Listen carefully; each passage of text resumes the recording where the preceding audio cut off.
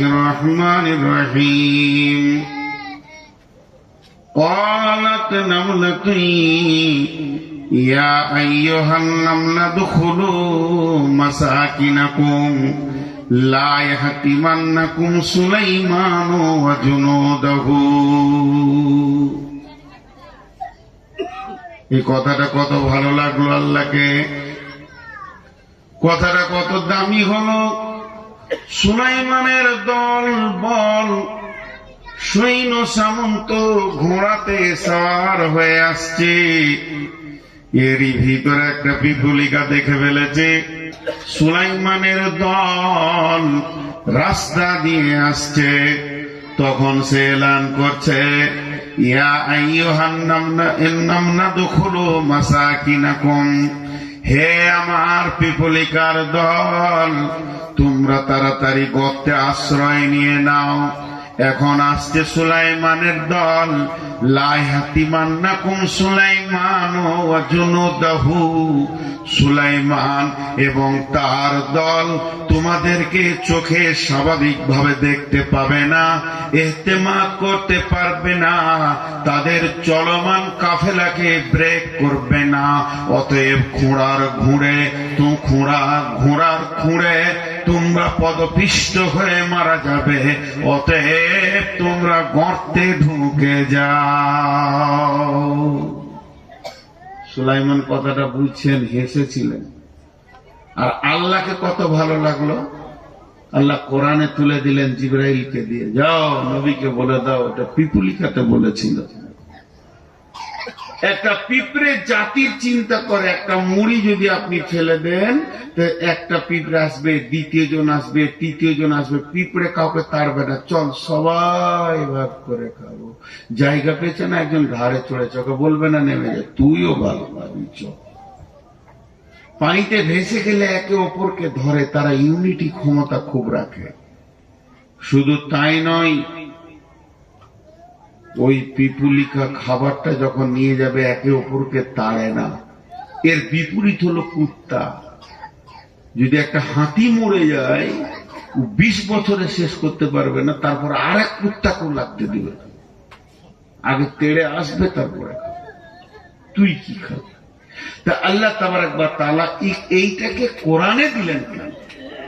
এর থেকে আমি কি ওষুধ নিব আমার জীবনে, আমি কি তাবলীগ পাবো এখান থেকে? আল্লাহ বলতে চাইছেন, মানুষ, হে ইনসানের দল, তোমাদেরকে সুন্দর অবয়ব দিয়ে আমি বানালাম, তোমাদেরকে আমি নিজের হাতে বানালাম, তোমাদেরকে আমি চেতনা, উদ্দীপনা, বিবেক, বিবেচনা দিলাম, তোমাদের ভিতরে আমি নানান উপকরণ দিয়ে তোমাদেরকে এত সুন্দর বানালাম। হে মানুষ, তুমি পিপুলিকার কাছে টিউশনি নাও, পিপুলিকার কাছে পড়াশোনা করো। একটা পিঁপড়ে জাতির জন্য পেরেশান হয়ে গেছে, সে নিজে বেঁচে গেলেই যেত তা নয়, সে জাতির জন্য এত পেরেশান। পিঁপড়ে চাইছে আমার জাতি যেন পদপিষ্ট হয়ে না মরে যায়, আমার গোত্র যেন না মরে যায়, এটা আমার দল। হে মানুষ, তোমার কি বিবেকটা বলে না, আমি যে পাড়াতে বাস করি, আমি যে গায়ে বাস করি, তারা 25 কোটি পিঁপড়ে আছে, আমরা 2500 মানুষ এখানে বাস করি, একজন আর একজনের উপকারের জন্য চলে যাব। উপকার ফিক দুনিয়া, উপকার বিদ দুনিয়া, দুনিয়ার উপকার সেটা কেমন, উপকারটা কেমন?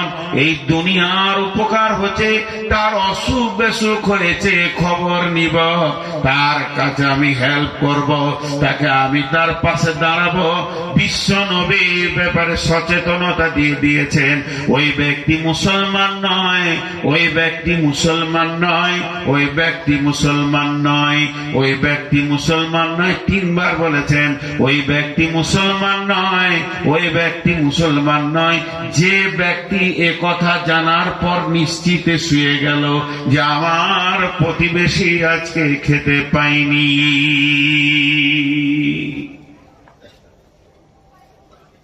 এখানে আমরা সবাই মুসলমান, কিন্তু আপনার প্রতিবেশী না খেয়ে আছে আজকে।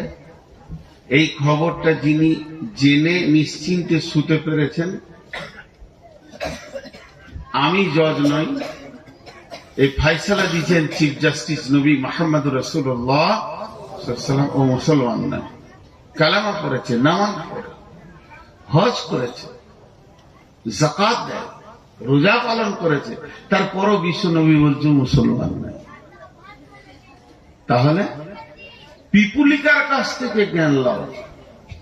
আর যদি তুমি আখেরাতে এর উপকার করতে চাও, তুমি যদি আখেরাতে এর উপকার করতে চাও, গভীর রাত্রিতে নির্জন অবস্থায় দরজায় গিয়ে ধাক্কা দাও।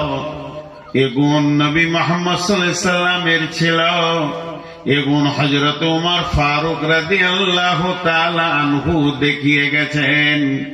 দরজায় ধাক্কা দাও, ভাই আব্দুল করিম রে ভাতিজা, তুমি মসজিদে যাও না, আমার মনে বড় ব্যথা হয়, তোমাকে দেখে আমাকে বড় ভালো লাগে, তুমি আমার কত কথা শোনো, তোমাকে এখনই যদি কোনো কাজে পাঠাই তুমি এখনই দ্রুত গতিতে দৌড়বে, তুমি না বলবে না আমি যে উপকার তোমার কাছ থেকে পাই।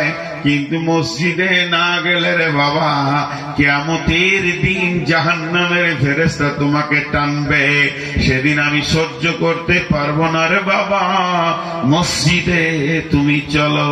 ও আমার মা, ওরে আমার বৌমা, ওরে আমার খালা, তুমি পর্দার ভিতরে ঢুকে যাও।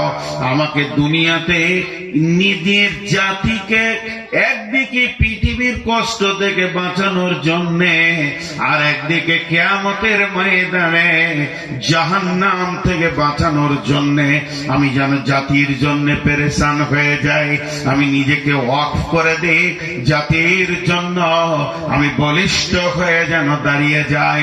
তো আল্লাহ তাবারাক ওয়া তাআলা বলছেন, কুনতুম খায়রা উম্মাতিন, তোমরাই হলে শ্রেষ্ঠ উম্মত, উখরিজাতিল লিন্নাসি, তোমরা মানুষের জন্য বেরিয়ে যাবে, তা'মুরুনা বিল মা'রুফি ওয়া তানহাউনা আনিল মুনকারি ওয়া তু'মিনুনা বিল্লাহ, তোমরা সৎ কাজের আদেশ করবে, অসৎ কাজের নিষেধ করবে, এবং আল্লাহর উপরে কামিল ঈমান আনবি।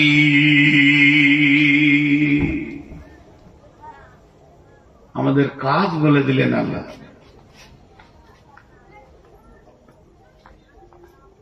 কম, জি, কম মানে গোষ্ঠী, কম মানে গোত্র, কম খানদান।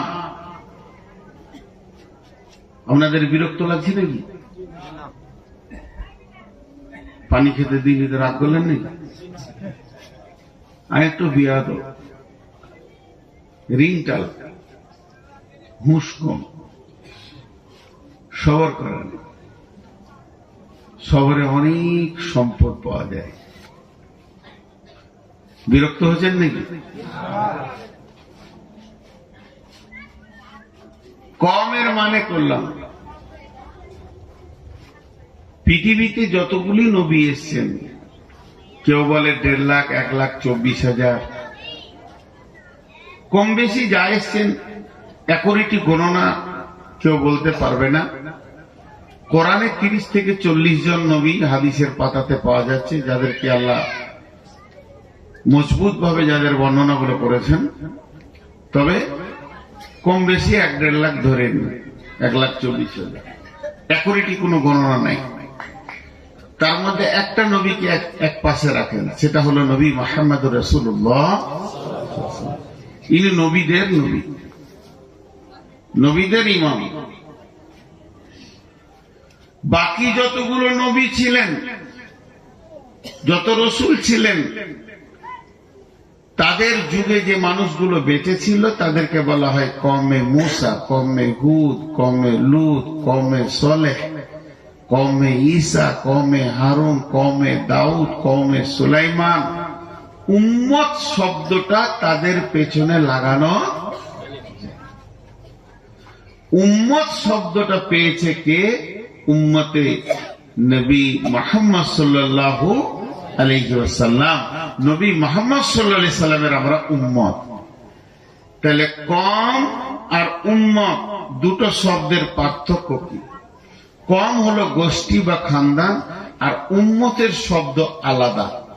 উম্মত শব্দের অর্থ হলো একটা বলি আপনাদেরকে, নেতা, ইমাম, পরিচালক। দেখেন আমাদের দাম কত, আমরা সবাই নেতা, সবাই নেতা, সবাই পরিচালক। আর অন্য নবীদের জামানায় তাবলীগের সিস্টেম কি ছিল? তাবলীগ কে করবে না নবী করবে, কম করতে পাবে না, এরা সাথে যাবে, ওকে সাহায্য করবে। যখন হযরতে মুসা আলাইহিস সালাম তোতলা হয়ে গেছিলেন, যে কথা ভালো বলতে পারতেন না, তো আল্লাহকে বললেন, আল্লাহ তুমি আমার ভাই হারুনকে আমার সাথে দাও, সে আমার হয়ে কথা বলবে, নিয়ে তাবলীগ করব দুই ভাইয়ে। তো আল্লাহ তাবারক ওয়া তাআলা বললেন, নবী মুসা তুই হলি নবী, তোর ভাই হারুন নবী নয়, এ কাজ ওর নয়। ওকে আগে নবুয়তি দিব, তারপরে তোর সাথে পাঠাবো। নবুয়তি দিল, তারপরে পাঠালো, ভেজাল চুকে গেল। কিন্তু আল্লাহ তাবারক ওয়া তাআলা রাসূল কি বলে গেলেন? লা তাহজান ইন্নাল্লাহা মা'ানা। একটা কথা। দুই নম্বর বললেন বাল্লিগু আন্নি ওয়ালাউ আয়া। তিন নম্বরে বিশ্ব নবী বললেন মান আতাআনিহি ফাদাখালাল জান্নাহ ওয়া মান আসাআনিহি ফাকাদ আবা। আল্লাহ তাবারক ওয়া তাআলা রাসূল বলছেন, যেদিন হযরতে মুসা আলাইহিস সালামকে ফিরআউনের দল তাড়তে শুরু করেছে, যেমন আপনাদের পেছনে নদী ওই রকম নীল নদের কাছে গিয়ে পৌঁছালো, তখন ফিরআউনের দল বলছে, ও নবী মুসা ঈমান এনেছি ঠিক আছে, কিন্তু মরার জন্য আসিনি। নবী মুসা বললেন লা তাহজান ইন্নাল্লাহা মানি। হে আমার কম, তোমরা যারা আল্লাহর উপরে ঈমান এনেছো, তোমরা কালেমা পড়েছো লা ইলাহা ইল্লাল্লাহ মুসা কালিমুল্লাহ, তাহলে শুনে নাও, তোমাদের কোনো চিন্তা নাই, আমি নবীর সঙ্গে আল্লাহ রয়েছেন, আল্লাহ আমার সাহায্য করবেন, অতএব তোমরা কোনো বিপদকে বিপদ মনে করবে না, নীল তোমাদের কিছুই করে নিতে পারবে না। আমি নবী মুহাম্মদ আমি নবী মুসা কালিমুল্লাহ, আল্লাহর কালাম করনে वाला, আল্লাহর সাথে বাত করনে वाला তোমার সঙ্গে রয়েছি। কিন্তু যখন গারে সৌরে আল্লাহর নবী যখন হিজরতে বের হয়ে গেলেন, মক্কা ছাড়ার পালা পড়ল, মদিনা যেতে হবে, এমন সময় গারে সৌরের ভিতরে ঢুকে আছেন, কে আছেন না নবী মুহাম্মদ সাল্লাল্লাহু আলাইহি সাল্লাম আছেন, সঙ্গে কে আছেন? আবু বকর সিদ্দিক রাদিয়াল্লাহু তাআলা আনহু আছেন, এরা দুইজনেই সেখানে রয়েছেন। এমন সময় আবু বকরের মুখটা ফ্যাকসা হয়ে গেছে। আল্লাহর নবী বললেন লা তাহজান ইন্নাল্লাহা মা'ানা। আল্লাহর নবী বলেন, আবু বকর রে তুমি চিন্তা করো না, তোমার আমার সঙ্গে আল্লাহ রয়েছে। তাহলে দুইটা নবীর কথার কত পার্থক্য। প্রথম নবী মুসা মুসা বললেন আমার সঙ্গে আল্লাহ রয়েছে, আমার সঙ্গে রয়েছে, কারণ আমার সঙ্গে রয়েছে। আর বিশ্বনবী বলছেন আমাদের সঙ্গে রয়েছে। তার মানে উম্মত হওয়াতে কত লাভ। নবীর সঙ্গে যেমন আল্লাহ, নবীর উম্মতের সঙ্গে তেমনি আল্লাহ। আর ওদের নবীর সঙ্গে আল্লাহ কমকে সাহায্যকারী হিসেবে পাঠানো হয়েছিল। আল্লাহ ওদের নবী বলে দেবেন, তারপরে আল্লাহ তার সাহায্য করবেন। অতএব এত পার্থক্য। আমাদেরকে কেন এই সম্মানই দেওয়া হলো, এতটা উঁচু পর্যায়ে কেন আনা হলো? কারণ শুনেলেন আল্লাহ একমাত্র দাওয়াতে তাবলীগের সঙ্গে রয়েছে। তাবলীগ যে করবে তার সঙ্গে আল্লাহ থাকবে। ওদের মুসা তাবলীগের দায়িত্ব ছিল, তাই আল্লাহ সাহায্যকারী হিসেবে ছিল। ইল্লা তানসুরুহু ফাকাদ নাসারাহুল্লাহ। ওদের কমে তাবলীগের দায়িত্ব ছিল না, অতএব তাদের সঙ্গে আল্লাহ ওই রকম তাবলীগী সাহায্য হিসেবে ছিলেন না।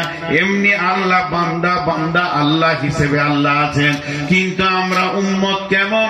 আমরা যে নবীর উম্মত, আল্লাহ রসুল বলে দিয়েছেন বাল্লিগু আন্নী ওয়ালাউ আয়া। তোমার কাছে যদি একটা আয়াত থাকে তুমি পৌঁছিয়ে দাও, তোমার কাছে যদি একটা শব্দ থাকে তুমি পৌঁছিয়ে দাও, তুমি যদি একটা ঈমান আকীদার কথা জানো তার একজনকে পৌঁছিয়ে দাও। তার মানে আমরা দায়িত্ব পেয়ে গেলাম। এর জন্য কোরআন বলছেন কুনতুম খায়রা উম্মাতিন। একটা, দুটা, তিনটে, চারটা, পাঁচটা, ছটা, 1000, 2000, 20000, 50000, 1 লাখ, 1,10,000, 1,20,000, 1,24,000, 25,000, 30, যতগুলো কম পৃথিবীতে চলে গেছেন, যতগুলো নবী পৃথিবীতে চলে গেছেন, সমস্ত নবী সমস্ত কমকে উম্মত বলা হয়নি। তাদের খায়র মানে হলো ভালো, তাদেরকে ভালো বলা হয়নি, খারাপও বলেননি। কিন্তু আমাদেরকে বলা হয়েছে কুনতুম খায়রা উম্মাতিন। তোমরাই হলে উত্তম উম্মত, তোমরা হলে দামি উম্মত, তোমরা হলে শ্রেষ্ঠ উম্মত, তোমরা হলে সব থেকে মূল্যবান উম্মত। কেন তোমরা দামি? কোন কারণে দামি? তোমাদের বিল্ডিং দামি, তার জন্য দামি। তোমাদের টাকা আছে বেশি, তার জন্য দামি। তোমার গাড়ি দামি, তার জন্য তুমি দামি। তুমি বড় ডিগ্রিওয়ালা, তার জন্য তুমি দামি।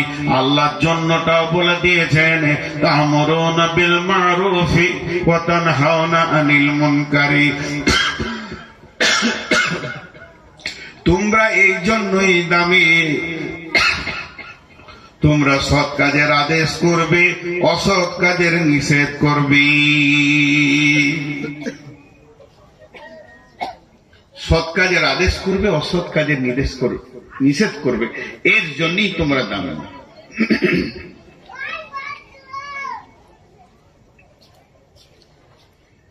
আমাদের দাম হওয়ার কারণ ওইটাই। ওই কারণ থেকে যদি আমি সরে থাকি তাহলে তো আমি দামি নয়। ওই কারণটা থেকে যদি আমি সরে থাকি তাহলে আমি দামি নয়। জি, আজকে আমাদের অবস্থা কি? মা বোন একটু ভাবি, আজকের মেয়ে সেই দিনের মেয়ে। তাবলীগ পুরুষরাও করবে, মেয়েরাও করবে। তাবলীগ এমন একটা দায়িত্ব, পুরুষরা পুরুষের ভিতরে করবে, মেয়েদেরকে পর্দায় রেখে করবে, আর মেয়েরা মেয়েদের ভিতরেই করবে, পুরুষের মাঝে যাবে না। আজকে আমরা শেষ করতে করতে ইসলামকে অনেক সরিয়ে দিয়েছি। ভাইরা আমার, আল্লাহ তাবারাক ওয়া তাআলা বলছেন বিসমিল্লাহির রহমানির রহিম ওয়া মান আহসানু কাওলাম মিম্মান দাআ ইলাল্লাহি ওয়া ক্বালা ইন্নানি মিনাল মুসলিমিন وعمل الصالحات فقال إنني من المسلمين ومن أحسن قولا ممن دعا إلى الله وعمل صالحا فقال إنني من المسلمين। ওর কথা চাইতে কার কথা আমাকে ভালো লাগতে পারে? ওর কথা থেকে কার কথা আমার কাছে ভালো? যে নিজে আমল করে এবং মানুষকে ডাকে আর দাবি করে আমি মুসলিম, মুসলিমদের ভিতরে আমি একজন। ওয়ামিলা সালিহা, সে ভালো আমল করে আর মানুষকে আল্লাহর দিকে ডাকে। তার কথার থেকে আর কারো কথা আল্লাহর কাছে প্রিয় নয়। আমরা সারাদিন যত কথা বলি, সারাদিন কথার চারটা ভাগ আছে। একটা হলো প্রয়োজনীয় কথা, একটা অপ্রয়োজনীয় কথা, একটা ভালো কথা, একটা খারাপ কথা। সারা জীবনে মানুষ চার ধরনের কথা বলে। সারা জীবনে, যেদিন থেকে মুখ ফুটেছে, যেদিন মুখ বন্ধ হয়ে যাবে। ভালো কথা, খারাপ কথা, প্রয়োজনীয় কথা, অপ্রয়োজনীয় কথা। প্রয়োজন আছে। প্রয়োজন কেমন? ঘর সংসার করতে গেলে দোকানে খদ্দের সঙ্গে কথা বলতে হবে, বাপ বেটা কথা বলবে, স্বামী স্ত্রী কথা বলবে, এগুলো প্রয়োজনীয় কথা। প্রয়োজনীয় কথাতে নেকি আছে, কথা বলছি না, নেকি আছে। আর ভালো কথায় নেকি আছে। Kowloon মারিফুন কাসাজারাতুন, Kowloon মারুফুন সাদাকাতুন। বিশ্বনবী বলছেন ভালো কথা হলো সাদকা। আল্লাহ বলছেন কালিমাতিন তাইয়্যিবাতিন কাসাজারাতিন তাইয়্যিবাতিন, কালিমাতিন খাবিসাতিন কাসাজারাতিন খাবিসাতিন। এটা আল্লাহর ভাষা। আল্লাহ বলছেন যখন তুমি পবিত্র কথা বলবে, ভালো কথা বলবে, তো জেনে নাও তুমি ভালো গাছ লাগিয়ে দিলে। কালেমাতিন তাইয়্যিবাতিন কাসাজারাতিন তাইয়্যিবাতিন, আমি ভালো কথা বলবো, আমি একটা ভালো গাছ লাগিয়ে দিলাম। ওই গাছ থেকে ফল হবে, ফল থেকে গাছ হবে, গাছ থেকে ফল হবে, ফল থেকে গাছ হবে। এবার জঙ্গল লেগে যাবে, বৃহৎ জঙ্গল হয়ে যাবে। কিয়ামতের মাঠে আমি খালি একবার কাউকে বলেছি, ভাই আল্লাহর ঘরে চলেন, জুয়া ছেড়ে দেন, তাস ছেড়ে দেন, লুডু ছেড়ে দেন, দাবা ছেড়ে দেন, এই কথা বলেছি। এর জন্য আমার একটা মিষ্টি গাছের লেগে গেল ফল, বিচন লেগে গেল। এবার আমি আর বলিনি, তবে ফল হতে চলেছে, লাভ হতে চলেছে, জঙ্গল হতে চলেছে। আর আল্লাহ বলতেন যখন তুমি কাউকে কোনো খারাপ বুদ্ধি দেবে, সুদের লাইন ধরিয়ে দেবে, এখানে করো, এখানে এনজিও করো, এখানে কি করো, এই জায়গায় নিয়ে এসে এখানে ফাইন্যান্স করো, নানা রকম করে যখন আপনার ইন্স্যুরেন্স করো, এটা ওটা করে আপনি যখন লাগিয়ে দেবেন, তখন আপনার হবে কি, একটা নিমের গাছ লেগে গেল, তার বুটি হবে, তার থেকে গাছ হবে, তার থেকে গাছ হবে, যত জঙ্গল হবে সব তেতোতে ভরে যাবে, আর এটা মিষ্টিতে ভরে যাবে। তাই আমার আল্লাহ বলেছেন কালিমাতিন তাইয়্যিবাতিন কাসাজারাতিন তাইয়্যিবাতিন। অতএব বন্ধুরে, তাবলীগ একটা এমন জিনিস, আপনি একবার বলে দিয়ে ঘুমিয়ে যাবেন, কিন্তু নেকির রাস্তাটা বন্ধ হবে না। এর জন্য আল্লাহ বলছেন ওমান আহসানু কওলাম মিম্মান দাআ ইলাল্লাহি ওয়া আমিলা সালিহা ওয়া ক্বালা ইন্নানি মিনাল মুসলিমিন।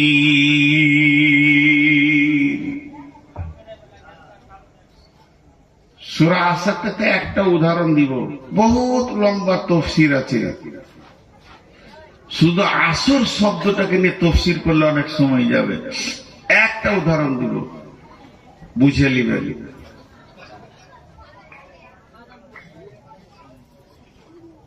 আল্লাহ তাবারাক ওয়া তাআলা বলছেন বিসমিল্লাহির রহমানির রহিম ওয়াল আসরি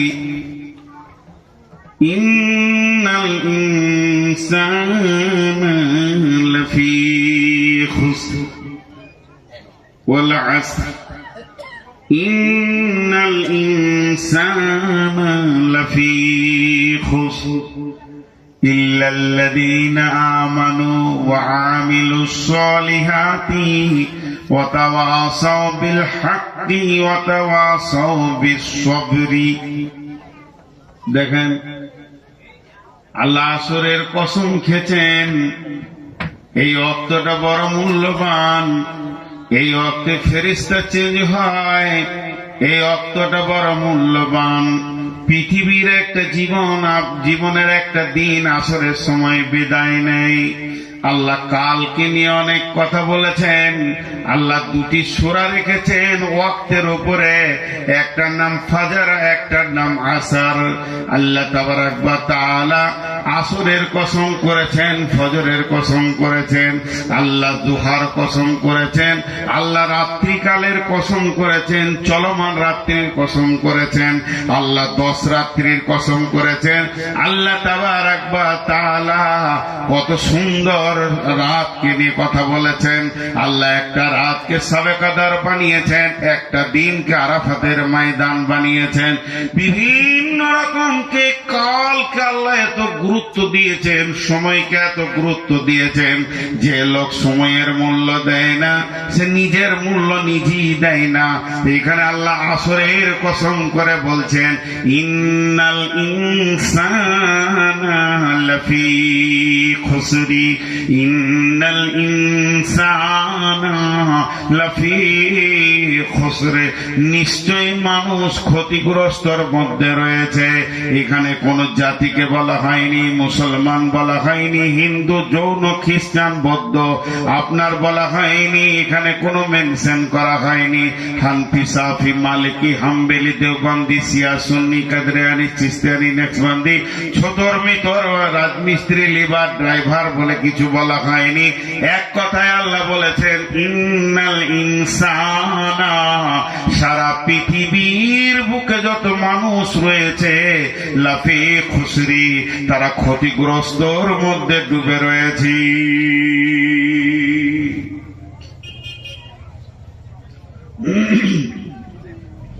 আপনিও ক্ষতি, আমিও ক্ষতির মধ্যে আছি। এই দৃষ্টিটা কার? না আল্লাহ। এই দৃষ্টিটা কার? আল্লাহ। এটা কোনো মানুষ বলেনি, কোনো মুফাসসির বলেননি, কোনো জিবরাইল বলেননি, কোনো নবী বলেননি। আল্লাহ আসমান থেকে বলছে নিশ্চয় মানুষরা ক্ষতিগ্রস্তর মধ্যে রয়েছে। আর আল্লাহ ক্ষতি বলছে মানে ওটা জাহান্নাম। আল্লাহ ক্ষতি বলছে মানে আপনার ব্যবসায় লাভ লস হচ্ছে এটা বলেননি। আল্লাহ ক্ষতি বলছে মানে ওটা জাহান্নামের কথা বলছেন। আল্লাহ কি বলছেন? কিন্তু 4টা গুণ যার মধ্যে আছে সে নয়। কিন্তু ইল্লা মানে কিন্তু। এখানকার সমস্ত মানুষ ক্ষতির মধ্যে রয়েছে, কিন্তু যে 4টা কাজ করেছে সে ক্ষতির মধ্যে নাই। ইল্লাল্লাযীনা আমানু, যে ঈমান এনেছে, ওয়া আমিলুস সালিহাতি, ভালো আমল করেছে, ওয়া তাওয়াসাউ বিল হাক্কি, একে অপরকে হকের দাওয়াত দিয়েছেন, ওয়া তাওয়াসাউ বিস সাবরি, আর একে অপরকে সবরের দাওয়াত দিয়েছে। একটা উদাহরণ দিব। আমানু, যে ঈমান এনেছে। ঈমান এমন একটা বস্তু যা দেখা যায় না। ঈমান বড় মূল্যবান। ঈমান হলো আমলের আত্মা।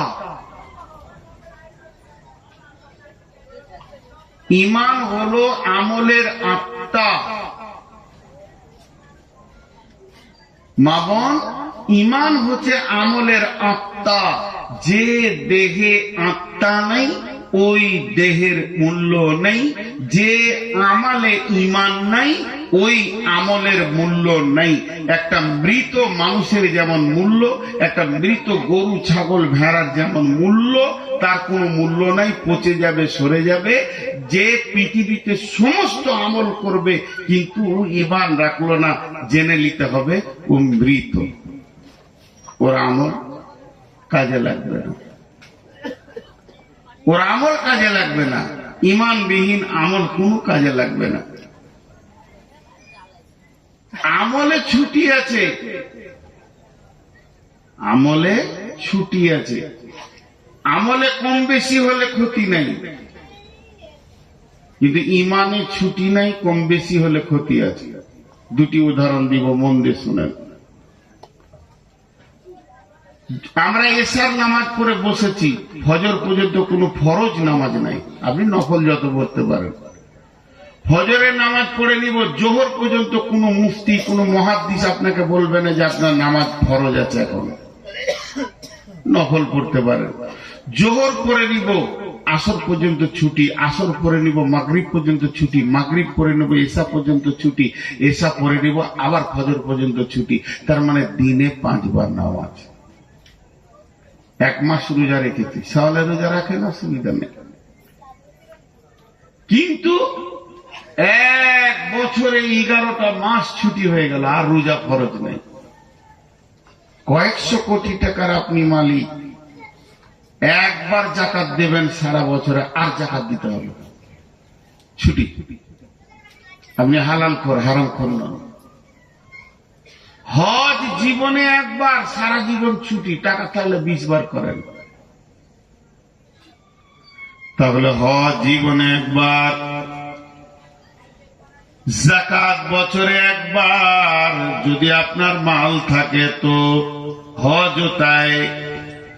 3 নম্বরে রমজান 1 মাস, 11 মাস ছুটি।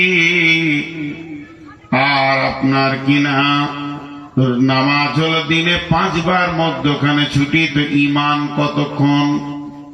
যেমন আমি নামাজ পড়তে গেলাম, টুপিটা লাগালাম, সালাম ফিরলাম, টুপিটা খুলে নিলাম, তার মানে আমি যখন নামাজে যাব ঈমানটা মজবুত করে নিব। সালাম ফিরবো, আবার বেঈমান হয়ে সুদের বসে যাব, জি না। ঈমানটা কখন?